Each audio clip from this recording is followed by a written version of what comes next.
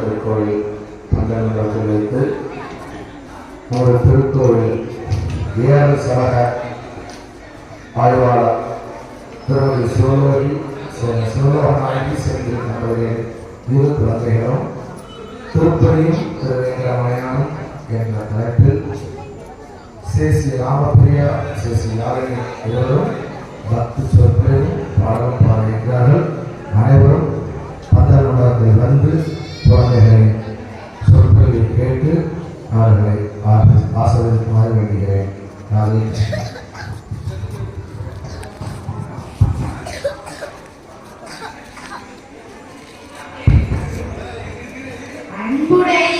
வணக்கம். அன்பார்ந்த பெரியோர்களே, சான்றோர்களே, எங்களை போன்ற குழந்தைகளே, அனைவருக்கும் எங்களது சிரம் தாழ்ந்த பணிவான வணக்கங்கள். சனிக்கிழமை என்றாலே பகவான் விஷ்ணுவை பற்றி சிந்திப்பது, தரிசிப்பது, அவர் பெருமை பற்றி பேசுவது, கேட்பது என்பது சிறப்பு. இன்று திருமலை திருப்பதி பற்றியும் திருப்பதி வெங்கடேஸ்வர பெருமாளை பற்றியும் எங்களுக்கு தெரிந்த அளவிற்கு உங்களிடம் பேசி பகிர்ந்து கொள்ள வந்துள்ளோம். அதில் ஏதேனும் பிழை இருப்பின் எங்களை மன்னித்து நிகழ்ச்சி முழுமையையும் இருந்து கேட்டு எங்களை ஆசீர்வதிக்கும்படி பணிவுடன் கேட்டுக்கொள்கிறோம். முதலில் நவதிருப்பதிகளில் 6வது திருப்பதியான தென்திருப்பேரையின் சிறப்பு பற்றி கூறிவிட்டு பின் தலைப்பிற்கு வருகிறோம். தென்திருப்பேரை கோவில் சிறப்பு. பெருமாளின் மங்களாசாசனம் பெற்ற திருக்கோவிலானது 88வது திவ்ய தேசமாகும். நவகிரகங்களில் சுக்கிரன் தலமாகும். இத்தலத்தில் மகர நெடுங்குழைக்காத பெருமாள் பத்ர விமானத்தின் கீழ் அருள்பாலிக்கிறார். ஸ்ரீ மகர நெடுங்குழைக்காத திருக்கோவில் தாமிரபரணி ஆற்றங்கரையில் உள்ள தென்கரையில் ஊரின் நடுவே அமைந்திருக்கிறது. ராஜகோபுரம் கிழக்கு நோக்கி காட்சி தருகிறது. ராஜகோபுரத்தை தாண்டி உள்ளே சென்றால் முன்மண்டபம் நம்மை வரவேற்கிறது. அங்கு கொடிமரமும் பலிபீடமும் அமைய பெற்றுள்ளது. அதனை தாண்டி உள்ளே சென்றால் கருவறைக்கு நேர் எதிரே கருடன் சன்னதி உள்ளது. வேதம் ஓதி வரும் வேத வித்தைகளை காணவும், ஓடி விளையாடும் குழந்தைகளின் மகிழ்ச்சியை காணவும் இந்த பெருமாள் கருடனை ஒதுக்கி இருக்கக்கூடியதால் கருடன் சன்னதி பெருமாளுக்கு இடப்பக்கமாக விலகி அமைந்துள்ளது. அது தாண்டி உள்ள போனா மூலவர் மகர நெடுங்குழைக்காதன் என்ற திருநாமத்துடன் ஸ்ரீதேவி பூதேவியுடன் வீற்றிருந்த திருக்கோலம். கிழக்கே திருமுக மண்டலத்துடன் சேவை சாதிக்கின்றார். தாயார் குழைக்காது வழிநாச்சியார், திருப்பேரை நாச்சியார் ஆகிய திருநாமங்களால் வணங்கப்படுகிறார்.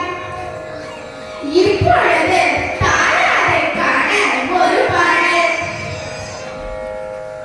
ஸ்ரீ சக்கரராஜ சிம்ஹாசனேஸ்வரி ஸ்ரீ லலிதாம்பிகே, ஸ்ரீ சக்கரராஜ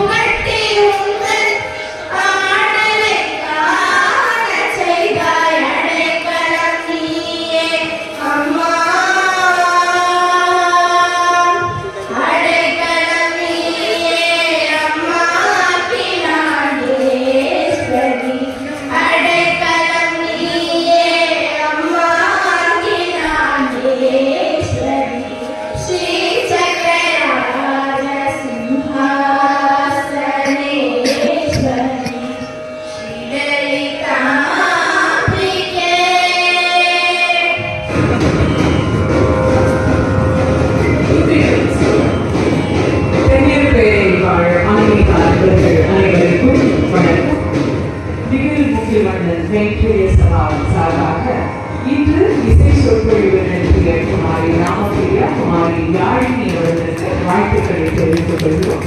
ரொம்ப அழகாக தத்ரூபமாக, அதாவது திருவேங்கடமுடையானும் திருமலையும் சொன்னப்போ இது ஒரு மிகப்பெரிய படம். ஆழ்வார்கள் எல்லாரும் கேட்டு பாடின ஒரு திவ்ய தேசம். இந்த குழந்தைகள் எப்படி பேச போறார்கள் அப்படின்னு நினைச்சா, இதனுடைய புராண கதையிலிருந்து, வேதவதியிலிருந்து, ஆகாசராஜனிலிருந்து கதையை ஆரம்பித்து அப்படியே அழகா கொண்டு வந்து கிருஷ்ணதேவராயர் வரைக்கும் கோவில் திருப்பணிகள் எவ்வளவு அழகா நடந்திருக்குங்கிறத சொல்லி 1000 ஆண்டுகளுக்கு முன்னால எம்பெருமானார் ராமானுஜர் அந்த திவ்ய தேசத்துல என்னெல்லாம் அருள்பணிகளை செய்திருக்கிறார். இந்த அதுல குறிப்பிட்ட சம்பவங்கள், திருமலை நம்பி அவரை சந்தித்தது, அவர் மலை ஏற மறுத்து முட்டியிட்டே வந்து மலையை ஏறி சென்ற வைபவங்கள், அதெல்லாமே வந்து ஒரு வரலாற்று சம்பவம். அதை அழகாக சொல்ல வேண்டிய இடத்திலே சேர்த்தது. திருமலை அப்படின்னா ஆழ்வார்கள் எல்லாருக்குமே ஏற்றமான ஒரு இது. இருப்பிடம் வைகுந்தம் வேங்கடம் திருமாலிரும் சோலையும், வைகுந்தத்துக்கு அடுத்தபடியா இருக்கிற அந்த திவ்ய தேசத்தை இந்த சின்ன வயசுலயே எடுத்து பேசினது எங்க எல்லாருக்கும் மகிழ்ச்சி. எம்பெருமான் மகளிரிடம் குழைக்காரனுடைய அருள் பரிபூர்ணமா உங்களுக்கு இருக்கும். இந்த மேடைகள்ல அறிஞர்கள் பலர் வீற்றிருந்த மேடை. இந்த ஊரே அறிஞர்கள், தமிழ் சான்றோர், வைணவ பெரியவர்கள் நிறைந்தவும் அவர்கள் இப்படி இங்க இருக்க நம்ம ஊரார் அனைவரோட சார்பிலும் எங்களுடைய வாழ்த்துக்களையும் பாராட்டையும் தெரிவிச்சுக்கிறோம். மென்மேலும் நிறைய படிச்சு நிறைய பேசணும்னு எங்களுடைய ஆசைகளை தெரிவிக்கிறோம். சித்திரமும் கைப்பழக்கம், செந்தமிழும் நாப்பழக்கம் நிறைய பேசணும். அப்பதான் நிறைய விருத்தியாகும். வாழ்த்துக்கள்.